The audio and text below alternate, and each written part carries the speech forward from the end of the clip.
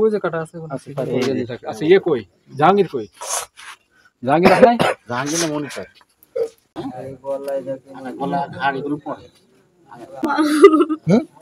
তুমি বলতে পারলে তো একবারই বলে দিতে তুমি তো আসলে তোর সাথে কারো কোনো শত্রুতা ছিল আছে ভাই আছে আমার কাছে বলেন আপনি বলেন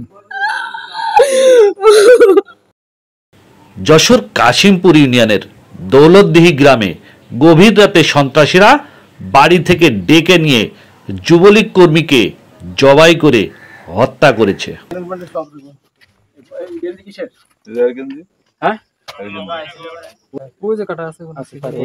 আচ্ছা ये कोई জাহাঙ্গীর কই জাহাঙ্গীর আছে নাই জাহাঙ্গীর না মনির স্যার মনির কি দারোগা ওকে নাকি ডেকে নিয়ে গেছে কে ডাকছে একটা ফোনে আছে ফোনে মানে কথা বলছে বের হইছে আপনার মামা তো আপনাকে বলছে যে কে তার শত্রু এটা বলে গেছে যে আমাকে মারলে যেরকম আগেকের তার বাপ ভাই জায়গায় জোড়া মার্ডার হয়েছিল নিশ্চয় শুনেছেন অনেক আগে জোড়া মার্ডার হয়েছিল 7 জনের ফাঁসি হয়েছিল এই জোড়া মার্ডারে কে মারতে পারে যারা মেরেছে তারাই আছে এর ভিতরে নাম হচ্ছে ওয়াব আইব খান ফরিদ বাবলু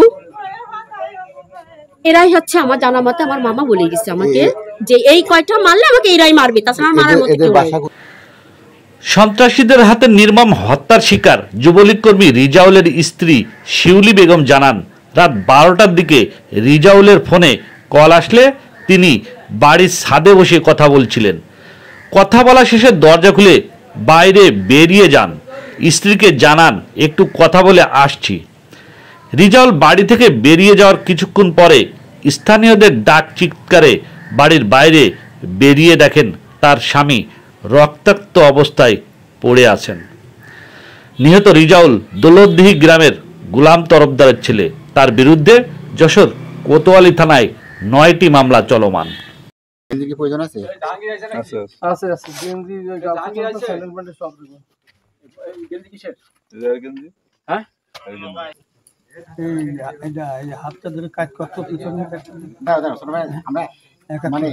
আস্তে আস্তে যাবো কানে আছে কানে নিয়ে যে চাকু মারা ও আচ্ছা কানে কোন কানে এই মাথার পিছনে একটা দেন মাথার পিছনে দেব মাথার পিছনে ডান পাশে ডান কানের উপরে ডান পাশে সাইডে ডান পাশে মাথার পিছনে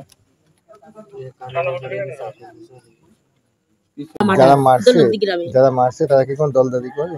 হ্যাঁ ফরিদ আমলিক করতো, মেহেদি হাসান মিন্টু আমলিক করতো, সর্বোচ্চ সে পালাতো, জনগণের চাকরি দেওয়ার টাকা উনিও পালাতো কাটতো। লেগেছে যে করলে এদের ইন্দ্রণে আমার ছাড়া কেউ গায়ে হাত দিতে পারবে না। ফরিদ ওয়াব সে একজন, তার বাবা ছিল রাজাকার, সার্টিফিকেট আছে রাজাকারের। ওয়াবের বাপের নাম কি? ওয়াবের বাপের নাম হচ্ছে রাজ্জাক সম্ভবত, উনি রাজাকার ছিলেন। ফরিদের বাপের নাম? ফরিদের বাপের নাম হচ্ছে মকসেদ আলী। আমি তোমার নানা চাচু নানা সাবুরা। আর মিন্টু হচ্ছে তোমার তবিবাড়ির ছেলে, ওই যে সামনে বাড়ি আরিফপুরীর মোড়ে ওখানে বাড়ি করেছে। আর হচ্ছে আপনার বাবলু সাকাত মালাওনার ছেলে। এরাই মূলত, হ্যাঁ এরাই মেরেছিল আগেও। মেহেদি হাসান, এটা বলো। আমার বাসা দৌলতদিহি কাশিমপুর ইউনিয়ন, সদর যশোর। আমার সকল পরিবারে সকালে রাত 10টার সময় একসাথে সবাই খাওয়া দাওয়া করেছি। করার পরে যে যার রুমে চলে গেছে। আমার আব্বু ছাদে একটা বসার জায়গা আছে, আব্বু ছাদে পরে যে বসেছে, আমি আর ছাদে উঠিনি, আমি কিন্তু আমার রুমের লক করছি ভিতর থেকে।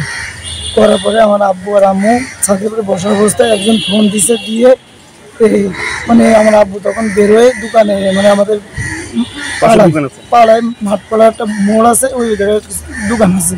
এরা বেরোয় উনি আসছে কিছুক্ষণ বসে 4-5 জন এক জায়গায় বসে গল্প করে চাটা খেয়ে আসছে বাসার দিকে আসার জন্য রওনা দিয়েছে।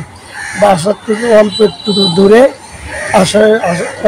দূরে মনে করেন কিছু লোকজন ধরে আব্বুরে নৃশংসভাবে কুপিয়ে হত্যা করেছে। কে যে বা যারাই করুক না কেন, রাজনীতির দলের সময় এক সময় ছিল, কিন্তু বিগত 5 বছরের পর মনে করেন তিনি এইসব জগৎ থেকে আর কি বেরোয় আসে। সেই আওয়ামী লীগের কোন নেতা পর্যায়ে ছিলেন নাকি কর্মী ছিলেন? কর্মী। মানে আমার পাশে আমার এক স্বাস্থ্য ভাইয়ের বাসা। নাম কি তার? নাম তার উজ্জ্বল। উজ্জ্বল, হ্যাঁ উজ্জ্বল।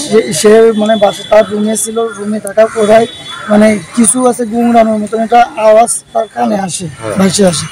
সে আওয়াজটা শুনে রুম থেকে বাইরে আসে, এসে দেখে যে কোনো তার আওয়াজ পাচ্ছে না, না পাওয়ার কারণে সে তার রাস্তার যে সাইডে যে দরজাটা খুলে বাইরে যেতে দেয়, আশপাশে লাইট মেরে দেখে যে আমার আব্বু পড়ে আছে।